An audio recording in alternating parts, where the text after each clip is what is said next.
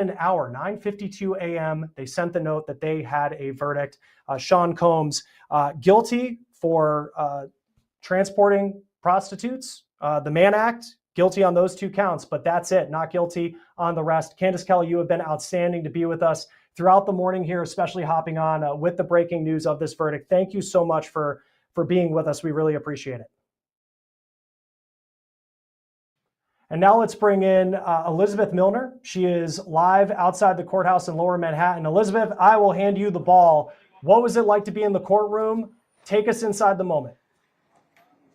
Oh, yeah. Well, let me tell you something, Chris. The moment was it was the moment that everyone's been waiting for. And I literally had to go count by count by count, just writing out, what was it going to be? And so obviously count 1 being not guilty, count 2 being not guilty, count 4 being not guilty. The only guilties were for count 3 and count 5, that being transportation to engage in prostitution, i.e. the Mann Act. And so I will say this, Chris, that whenever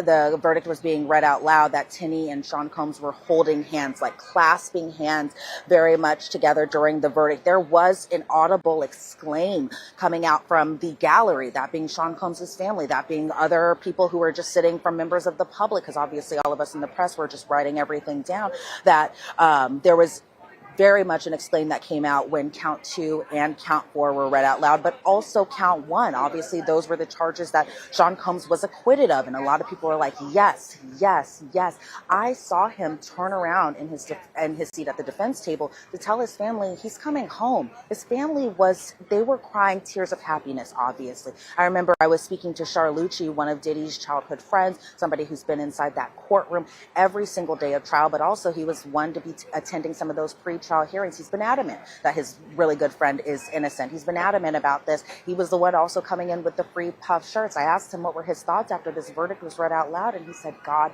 is good. So obviously from the defense's side, the lawyers all hugging, they were shaking, they were crying.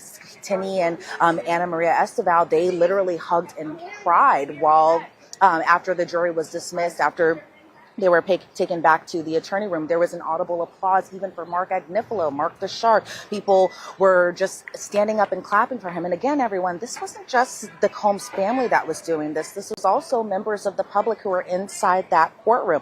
I saw that whenever the jury was still present, so I'm kind of going a little step back here, Chris, is that whenever the verdict was read and he saw that it was only guilty for count 3 and 5, that he looked at the jury. And I think, if I'm remembering this correctly, because everything just kind of felt like a blur, but I think I'm remembering this correctly, I saw him mouth thank you to the jurors, or at least bare minimum do this to them. I saw that Justin's girlfriend was crying. Shapiro was nodding over at Sean Combs. Sean Combs again told his family that he was coming home, and I did make it a note right here, Chris, I just got to it, that obviously Sean Combs was thanking the jury, looked at the jury whenever they were leaving for the day. So obviously from the defense's side, obviously those for people who were very much Team Combs were just very, very pleased with the verdict, to the point where Mark Agnifilo made a pretty strong and compelling bail application argument too. Obviously, we don't know if Sean Combs is going to be released today, possibly pending sentencing for the counts that he was found guilty on, but we'll see once those letters come in later this afternoon and we hear arguments from both sides. With the family, I will tell you, Chris, they're very happy, even with 2 of the counts being coming back as guilty. Yeah, and with just how concerned it seemed that Sean Combs was yesterday for the partial verdict, to then have this unanimous verdict and what he was found not guilty of. Elizabeth Millner, thank you. I now want to bring in Law&Crime CEO and founder Dan Abrams. Dan, thank you for taking the time to be with us. What is your reaction, especially on this count 1 racketeering conspiracy, Sean Combs not guilty? Look, this is a win for Sean Combs. This is a big victory. No matter how you look at this case, there was almost no chance he was going to be acquitted of the transportation for the purposes of prostitution counts. Now, when you looked at all the evidence, all the records, all the documents with regard to those counts, it was hard to imagine how he would have been acquitted of those charges. The fact that he was acquitted of all of the most serious charges is a big win. And let's talk for a moment about the racketeering charge. What, yesterday? They were so incapable of reaching a unanimous verdict They said that people, I forget the exact wording about the language that they used to talk about the divide on the jury. And then they come in and within an hour, they've got a unanimous verdict on it. It just shows you that judges sending the jurors back can work. Jurors will tell the judge, "Oh, we're hopelessly deadlocked." The judge will say, "Go back, go back." Well, in this case, it was pretty easy. But look, headline is, this is a big win for Sean Combs. Absolutely. Unpersuadable is what they said yesterday in the 4 o'clock hour before they go home. And then 9:52 this morning, less than an hour into deliberations, they have a unanimous verdict. Dan, what was it, in your opinion, Cassie Ventura's testimony? I remember Elizabeth talking about just how emotional it was in the courtroom when she was on the stand. And yet, not guilty is the verdict the jury finds. What is it about the defense that apparently spoke to the jury where they felt that she was not a victim of sex trafficking? Right. I mean, look, you needed coercion and force, right? And I think that there was enough consensual activity, consensual relationships between Jane and Cassie, such that the jurors didn't feel that there was proof beyond a reasonable doubt that this was sex trafficking, even though you only needed a single instance, right? As the judge told the jurors and the prosecutors told the jurors. If they were convinced of just one, even if the rest of them were consensual, that would have been enough.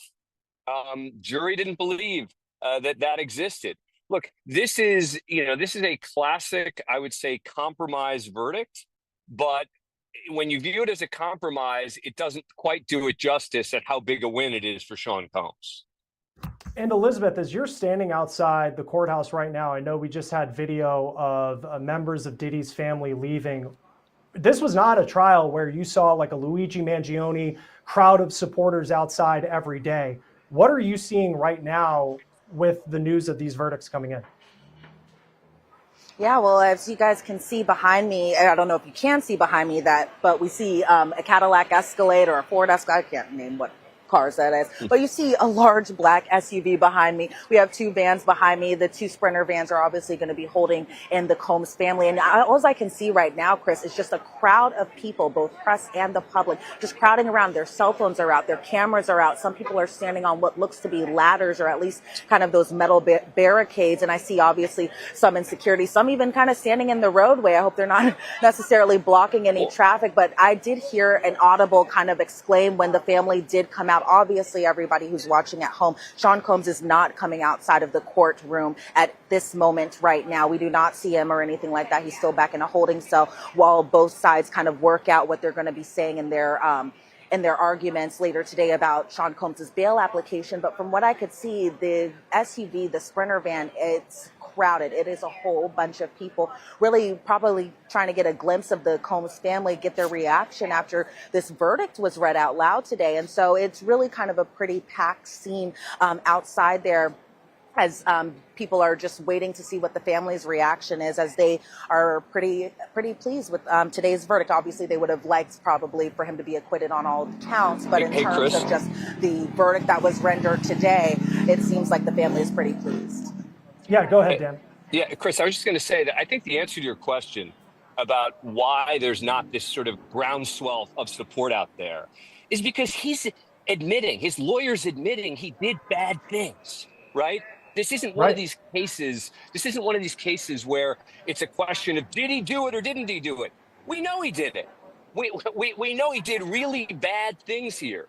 The question is, did those really bad things fall into the legal definition of sex trafficking or racketeering? And the jury believes the answer is no.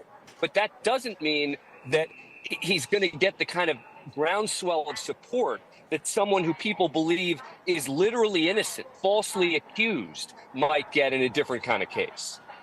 And you've even seen, and Dan, I know you covered the OJ trial. I mean, OJ Simpson found not guilty, but no one up until his death had, for the most part, pretty glowing things to say about OJ Simpson in hindsight of how that played out, even though there was a not guilty verdict. I'm just thinking of OJ. I think of Johnny Cochran, one of the great defenses of all time. As you've covered a lot of high profile cases, where does the defense that Sean Combs got in this case rank? Well, look, it was a very good defense, but they also had good legal arguments to make. I mean, they had the fact that Cassie and Jane were in these long-term relationships with him. They had the text messages, which were very positive and at times glowing and loving, which I think helped him a lot. You had the fact that racketeering is a complicated case where you need more than one person, you need more than one crime, et cetera. So it's not really quite apples to apples, right? In a murder case as you had here. And then just lastly, Chris.